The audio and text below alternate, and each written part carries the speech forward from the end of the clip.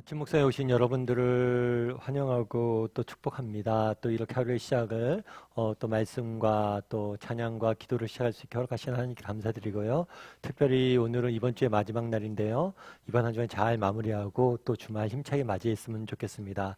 오늘은 사사 드보라라는 제목을 가지고 사사기 4장 1절부터 24절까지 말씀을 좀 살펴봤으면 좋겠습니다. 먼저 1절하고 2절 말씀 같이 한번 읽어볼까요?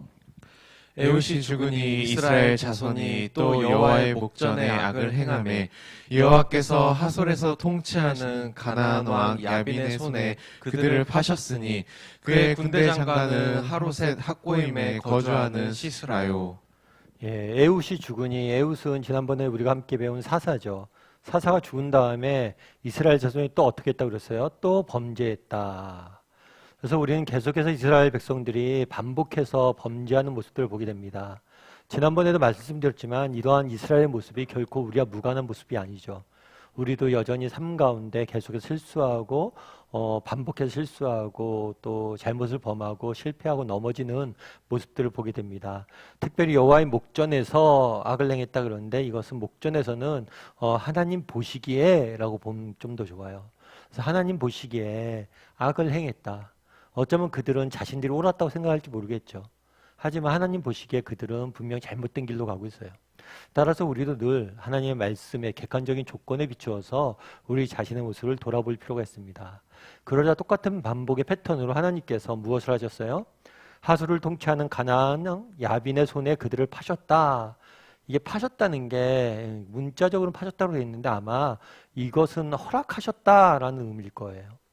그러니까 가나안 왕 야빈의 통치를 받도록 하나님께서 허락하신 거죠. 그런데 오늘 본문에는 재밌는 사람이 등장을 합니다. 가나안 왕 야빈이 등장하지만 또 그의 군대 장관도 등장을 해요. 그 이름 뭐예요? 시스라예요. 이전에 살펴본 사건과 다르게 이번에는 외국을 다스리는 이스라엘을 지배하는 외국 왕과 또 그의 군대 장관의 이름까지 소개하고 있습니다. 그러자 어떤 일이 있었는지 우리 3절과 4절 말씀 같이 한번 읽어볼까요? 같이 읽도록 하겠습니다. 야빈 왕은 철병거 900대가 있어 20년 동안 이스라엘 자손을 심히 학대하였으므로 이스라엘 자손이 여호와께 부르짖었더라. 그때 라피도의 아내 여선지자 드보라가 이스라엘 사사가 되었는데, 오늘 보면 야빈 왕은 뭐가 있었다고 그랬어요? 철병거 900대가 있었다라고 이야기하죠. 그 당시는 청동기에서 철기로 넘어가는 시기였어요. 그러니까 철기가 그렇게 많이 보급되어 있지는 않았습니다. 그래서 철로 된 군대를 가지고 있다라는 건 굉장히 막강한 세력을 갖고 있었다는 거예요. 철병거 900대면 엄청난 그 당시에는 뭐예요? 무기가 되는 거죠. 그런데 이 사람이 몇 년 동안, 20년 동안 이스라엘 백성들을 심히 학대했다. 심이라는 표현이 있죠. 그래서 아마 굉장히 많은 큰 고통이 따랐던 것 같아요. 그러자 이스라엘 자손이 여호와께 또 뭘 했다고 그랬어요? 부르짖었다. 똑같은 패턴이죠. 범죄하니까 하나님께서 뭘 하셨어요? 이방 왕의 지배를 받도록 허락하셨죠. 고통이 임하자 이제 뭘 한 거예요? 또 하나님 앞에 간구한 거죠. 그래서 이스라엘 백성은 또 하나님 앞에 부르짖으며 간구했습니다. 그러자 하나님께서 뭘 하신 거예요? 또 구원자를 세우셨죠. 구원자를 세우셨는데 이번엔 뭐라고 되어 있냐면 여선지자 드보라를 세웠다라고 되어 있습니다. 그래서 우리는 드보라에 대한 이름들 많이 들었어요. 그래서 자연스럽게 넘어갈 수 있는데 이건 굉장히 이상하고 특별한 일이라고 할 수 있습니다. 왜냐하면 그 당시만 해도 여성 인권이 그렇게 높진 않았어요. 여성 같은 경우에는 거의 물건과 같이 특정인들에 대한 소유물로 여겼어요. 이건 꽤 오래, 정말 그 당시뿐만 아니라 우리 꽤 오랫동안 인류 역사에 여성의 지위는 그렇게 높지 않았습니다. 게다가 여성으로서 단순히 인정받은 것뿐만 아니라 선지자가 되었다는 거예요. 다르게 이야기하면 나중에 이제 드보라는 사사가 되는데 이 사사는 한 민족의 지도자잖아요.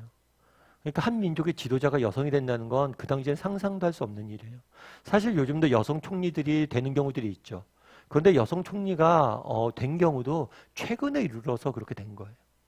그러니까 그 당시 여사사가 드보라가 이스라엘을 이끌었다는 것은 굉장히 특별하고 이상한 일이라고 할 수 있습니다. 그렇다면 이 여선지자라는 표현에서 우리가 알 수 있는 것은 무엇일까요? 여기서 알 수 있는 점은 무엇일까요? 우리는 계속해서 사사에 대해서 살펴보고 있어요. 처음엔 어떤 사사에 대해서 배웠죠? 운니엘에 대해서 배웠죠. 그 다음에 누구에 대해서 배웠어요? 에웃에 대해서 배웠죠. 그 다음에 오늘은 삼갈에 대해서 배우고, 지난번에는 삼갈에 대해서 배우고, 오늘은 드보라예요. 운니엘은 사실은 전형적인 사사의 모습이라고 할 수 있습니다. 갈렙 집안에 좋은 집안에서 잘 훈련받은 사람이죠. 어려서부터. 에웃은 누구라고 그랬어요? 왼손잡이. 장애가 있는 사람이라고 이야기를 했어요. 삼갈은 어떤 사람이라고 했어요? 이방인이라고 이야기를 했어요. 그리고 드보라는 누구예요? 여성이에요. 이걸 통해서 우리가 알 수 있는 사실은 무엇일까요? 정말 하나님이 사용하시는 사람, 하나님이 쓰시는 사람, 이 사람들은 단순히 사용한 게 아니라 한 민족의 지도자가 됐던 거잖아요. 그만큼 크게 쓰임 받은 사람이죠. 그런데 그런 사람들도 뭐예요? 보면 어때요? 다 뭔가 장애가 있고 단점이 있고 약점이 있는 사람들을 쓰셨다는 거예요. 우리가 여기서 알 수 있는 건 뭡니까? 여기서 알 수 있는 건 뭐예요? 정말 하나님께서 원하시는 사람은 어떤 사람이냐는 거예요.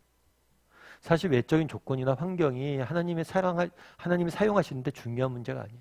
운니엘처럼 잘 준비된 사람도 쓰시지만 정말 드보라 같은 여자도 쓰시고 삼갈 같은 이방인도 쓰시고 그 다음에 에웃과 같은 뭔가 부족한 사람도 쓰시는 거죠. 그게 하나님의 방식이에요. 그래서 하나님이 사용하시는 사람에게는 제한이 없음을 우리는 알 수가 있어요. 또 한 가지 우리가 알 수 있는 점이 있죠. 사실 이 당시에는 누구의 지배를 받고 있었어요?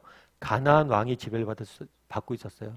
다르게 이해하면 이 당시는 전쟁 중이라고, 전시 상황이라고 할 수가 있습니다. 그럼 전쟁 중에 누가 필요해요? 전쟁 중에 군인이 필요하죠. 다르게 말하면 남자가 필요하고 용감한, 용맹스러운 사람이 필요한 때예요. 그런데 오늘은 누굴 쓰는 거예요? 하나님께서는 누굴 쓰세요? 여자를 쓰세요. 사실은 전쟁과 전혀 어울리지 않는 사람을 쓰시는 거죠. 그래서 이 사사 드보라를 통해서 하나님께서 하나님의 역사를 이루어 가시는 모습들을 보게 됩니다. 결국에 여선지자 드보라라는 표현을 통해서 우리가 알 수 있는 건 뭐예요? 정말 하나님이 쓰시는 사람은 어떤 사람이냐는 거예요. 정말 세상적으로 봤을 때 정말 초라해 보이고 보잘것없어 보이고 아무것도 없어 보인다 할지라도 사실 세상적으로 봤을 때 누가 제일 필요해요? 군인이 필요하고 남자가 필요해요. 그런데 전혀 의외의 사람을 통해서 하나님께서 일하시는 것을 보게 돼요. 여러분 혹시 빈센트 반 고흐라는 사람을 아세요? 이 사람 같은 경우에는 서양 미술사에서 나온 가장 위대한 화가 중에 한 명이라고 알려져 있습니다.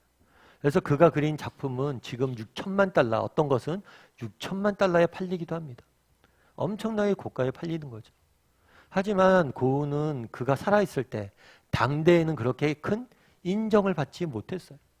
그런데 고흐가 이렇게 그림을 그릴 수 있었던 배경에는 동생이 있었어요. 원래 반 고흐는 목사의 아들로 태어났어요. 그리고 신학교를 다녔어요. 그리고 원래는 탄광촌에서 전도자로 일했어요.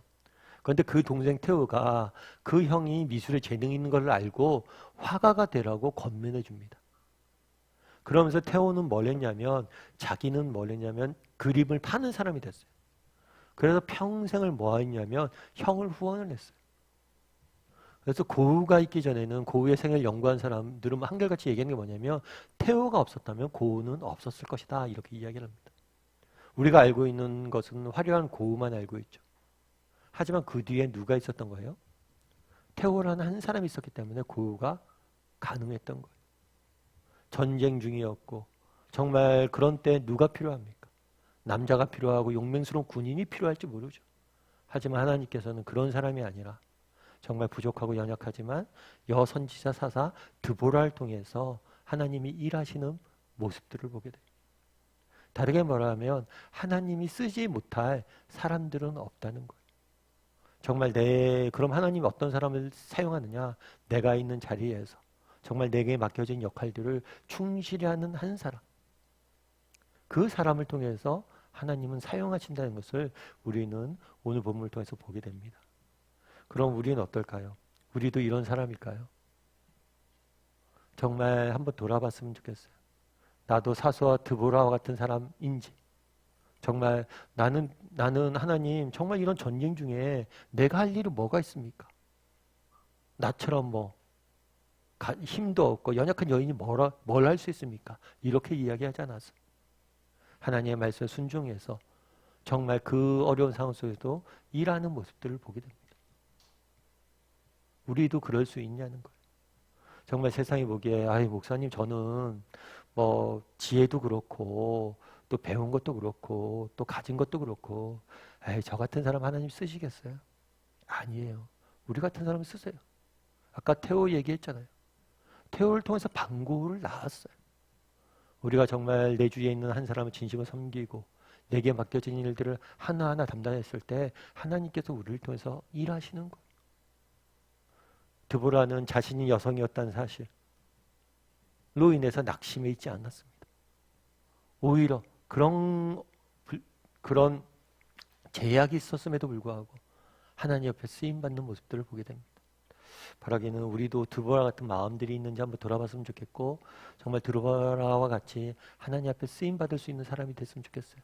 하나님은 우리 각 사람을 한 사람 한 사람을 세상이 보기엔 우리가 부족하고 연약해 보일지 몰라도 사용하길 원하세요. 우리 모두를 쓰길 원하세요. 그런 믿음을 가지고 정말 하루하루 충성되이 하나님 앞에 살아갈 수 있는 저와 여러분이 되길 소원합니다.